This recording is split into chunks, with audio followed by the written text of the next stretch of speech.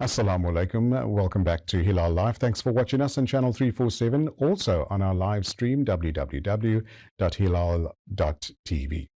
May month is Child Protection Month, and various organizations, governmental and private, are assisting in various ways as well. And however, there are individuals that tend to be doing extra and going beyond what government is actually doing. Resources are slim, and people are trying to assist where possible as well. One such person in studio is a young lady we've met over the last couple of months as well, Louise Van Rhyn. Good evening and welcome. Thank you very much. Thank you for having me. My absolute pleasure. You said something very, very interesting to me when we had our conversations about changing the mindset and changing how we work in South Africa. And one of the things that you are very interested to change is the education system as well, especially providing an equal education for all children. Tell us a bit more.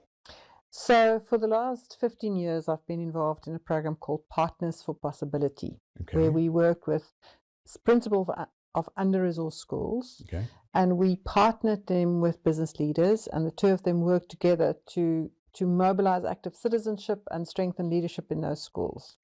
And what we found in all of those schools is just a reminder that it takes a village to raise a child. Right. And in the schools that work, there's a very strong partnership between the principal, the school management team, the teachers, the parents, the members of the community, and they are all working together to raise those children. In the schools that don't work, everybody's trying to do their own thing, and they're working on their own, and they're working cross purposes, and they're not aligned, and they're not working together for the children. So one of the things that I think I mentioned to you, Harvard School of Education says the best thing that we can do for the children in a school is to ensure that the adults work well together and that they know what their job is. I think that's a very profound statement, because like you said, it takes a village to raise a child, and often enough you do find that how adults think and work tend to get passed down to the children's behavior as well. Do you find that happening? Oh, for sure. So children mirror to us what they experience in us. So there's a very wise man once said that the success of the intervention is dependent on the interior condition of the intervener, which means that if the adults feel unsafe, they transmit that feeling of being unsafe to the children, and the children pick that up. They feel that sense of anxiety. And so one of the most important things that we as adults have to do is to pay attention to who we are being and what environment we are creating for children. Okay, all right. So the projects that you've gone into various schools, is it just in the Western Cape? No. We reached out through the country? 1,900 schools around the country. Brilliant. And it's given us a very, very clear understanding around what the real significant issues are, what are the levers for change, where do you start? Because for too long, South Africa did not have a solid theory of change. So everybody was doing, the thing that they thought was most important. But we really do need to get back to basics when we go into these schools. Absolutely. So going into the schools, I would imagine you would ask various questions, do research and homework with regards to communities and the parents committee as well in the school. What are some of the issues that you've identified? And is it the same that in Cape Town compared to Johannesburg, compared to Durban? Do you find those change? It's the same issues. Wow. So what we found is in schools at work, there are 4 key building blocks that are in place. Okay. And in schools that don't work, and when I say they don't work, the children can't read and they're probably not going to be able to finish matric. Those 4 things are not in place. Right. So the first thing is we need a school principal who is competent and energized to lead, who feel able to do the work, because most of the principals were teachers who were promoted to be principals without the necessary skill set that goes with managing and leading parents. Just basically filling a position to a large extent. Yeah. So the second really important thing is that the school management team have to be aligned and cohesive. So those people have to work together with the principal, not against the principal. And that requires a particular skill set from the principal, but it also requires a skill set from those people. True.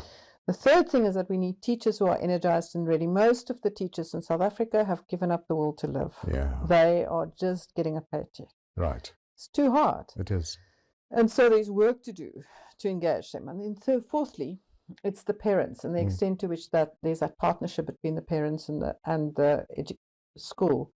And when you start to kind of create this awareness in a school, amazing things happen. I mean, we have seen miracles happen. We've written a book about some of the stories of impact. But it links to safety for children. Right. Because at the end of the day, it is that partnership between all of the adults in those children's lives. Okay.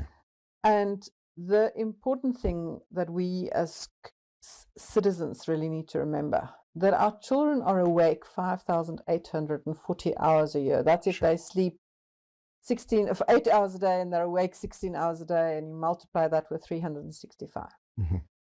That means of those awake hours, they spend 1,200 at school. That's 20% of their awake hours we are at school. Right. So the real work, if we're going to raise our children, happens outside of school. Okay. And we have been, the educators have let us off the hook. They said, you leave it to us. We'll get these children through school. And they can't do it on their own. To a large extent, there are quite a few kids in a class where, a teacher is overwhelmed with 50. trying to. Most of the schools now have 50 children in a class. Those classes are designed for 30. Right. So there's 20 more than what they were designed. And the teachers cannot give quality attention to all those children, which is why it is important for parents and other members of the community to be actively engaged. So we all have a responsibility. We know that the most important thing we can do for a child to ensure that they finish, or give them a very good chance to finish matric well, of course, yeah, is that they must be able to read for meaning, fluently for meaning in home language and English by the end of grade 3. Okay. Knowing all of these stats, knowing the homework that your company and organization has done, how do we rectify some of these issues? We have to start by inviting people to be part of the solution, and for every person to know that every one of us have a role to play. Okay. And in a community, there's an amazing project here in Cape Town called Math Mums. Yes, yes. Where the mothers have been invited to become partners on their children's educational journey. And then they realize, but actually, I'm a mother who's at home today, and there are 10 children around me whose parents are not at home. So I'm going to take care of them.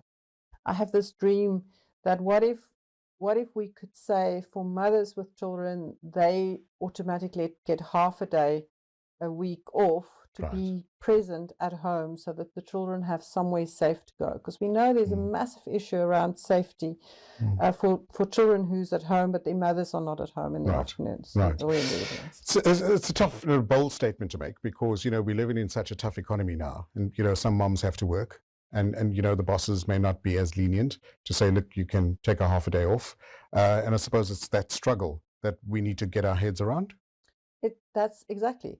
If we want a safe, prosperous, united, equal South Africa, which is what I'm committed to, then we need all of us to participate, and business have to come to the party. If we truly believe that the future of our country is dependent on the quality of the education that these children get and the extent to which they are ready to go into the world of work, then giving up half a day a week to allow, and it's only for the times that the children are at school. Gotcha. Yeah. And then, actually, we do need to find out what are we going to do when they're not at school. Of course.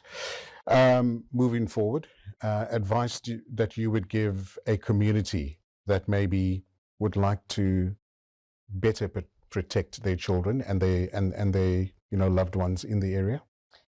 Is firstly to give them a solid chance to finish school well and not get bored and not get involved in gangs, which means that they have to read. Right. End of grade 3. To make sure that the children have somewhere to go, somewhere safe between after school and when their parents come home. To create opportunities for children to be busy with exciting activities like sport or camping or walking or Nice. being with adults who care for them and create a safe, nurturing environment. That is all of our responsibility. We cannot abdicate responsibility and leave it to the schools. Government projects, are they falling short? Do you find that there needs to be a lot more put in place? My experience is that most government officials do not have a solid theory of change for how do we move from where we are to a better place. And so that's why I'm committed to see whether we can work more and more closely with the people in decision-making powers to create the environment where our children can flourish. Brilliant. Louise, thanks for coming in, shedding some light on a very important topic. We all know how our communities are plagued with various challenges, and this being one of them. Keep fighting the good fight, and we look forward to speaking to you again. Fantastic. Thank you very much. My pleasure. There we go. Child Protection Month.